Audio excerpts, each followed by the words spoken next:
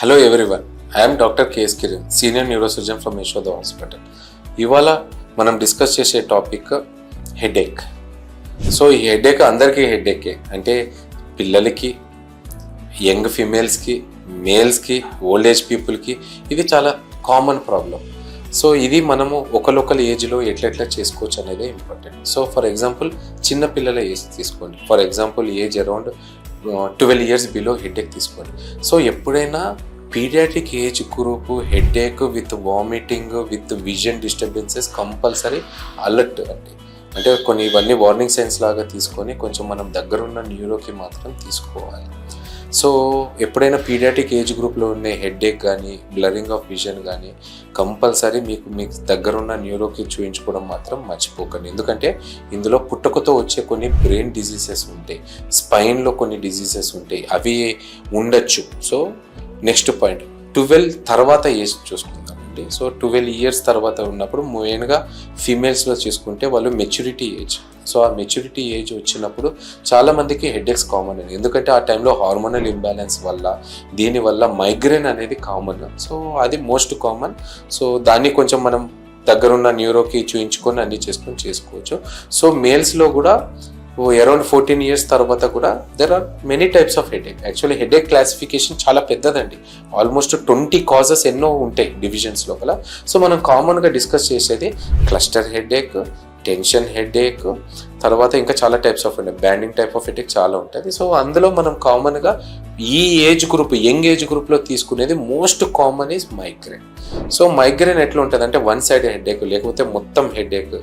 So మొత్తం whole head వచ్చి దాంతో బ్లరింగ్ ఆఫ్ విజన్ వచ్చి ఫ్లాషెస్ ఆఫ్ లైట్స్ వచ్చి వామిటింగ్ సెన్సేషన్ ఉండి కొంతమందికి రీలింగ్ సెన్సేషన్ కూడా ఉంటుంది. సో మోస్ట్లీ అది మైగ్రేన్ కిందని చేసుకుంటాం సో యంగ్ దాంట్లో. సో ఒకవేళ ఇదే headache with early morning vomitings ఉన్నాయి, నడుస్తున్నప్పుడు సొలుగుతున్నాం, స్వేయింగ్ అంటాం మా భాషలో. సో సొలగడము లేకపోతే స్వేయింగ్ కావడము, నెక్స్ట్ మనకి ఏంటంటే నైట్ ప్రాపర్ స్లీప్ లేకపోవడము, సో సివియర్ విజన్ లాస్ కావడం, ఇట్లాంటివి ఏమైనా ఉంటే అలారమింగ్ సైన్స్ అండి. కంపల్సరీ మీ దగ్గర ఉన్న న్యూరోకి కాంటాక్ట్ అయ్యి ఇవన్నీ చూసుకోవాలండి.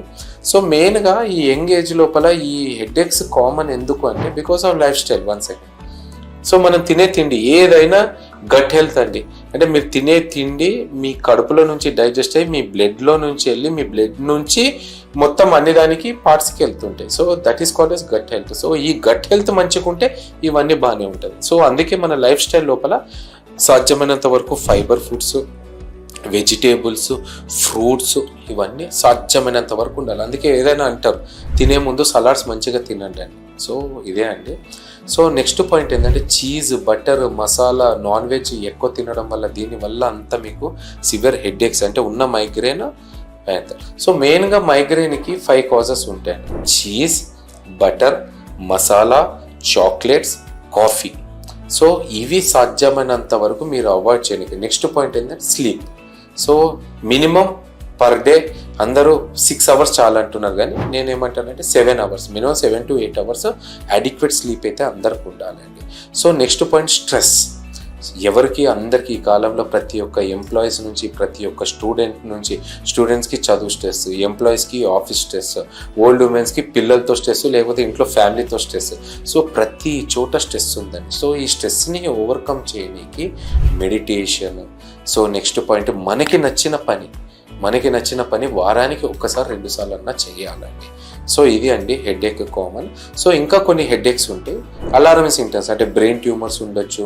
నెక్స్ట్ స్ట్రోక్స్ వచ్చే ముందు వార్నింగ్ సైన్స్ అంటే ఒక సైడ్ తిమ్మిలు రావడము, కళ్ళు తిరగడము, చెవులో సౌండ్స్ రావడం, ఇట్లాంటివన్నీ వార్నింగ్ సైన్స్ వస్తాయి స్ట్రోక్ ఉంటే. బ్రెయిన్ ట్యూమర్స్ ఉంటే స్లోగా headache, vomitings, early morning vomitings, raised ICP అంటారు. సో వామిటింగ్స్ రాయడము, సొలగడము, ఇట్లాంటివన్నీ ఉంటే బ్రెయిన్ స్ట్రోక్స్లో ఉంటాయండి. సో ఇవండి. సో ఇంకా న్యూరాలజికల్ కాసెస్ చాలా ఉన్నాయండి హెడేక్, ఇప్పుడు అవన్నీ డిస్కస్ కాదు. So common is migraine, next common is brain tumours, and కొన్ని ఇంకా ఉంటాయి ఏజ్ ప్రాసెస్ లోపల ఇవన్నీ ఉంటాయి. సో ఇదే అండి. Thank you.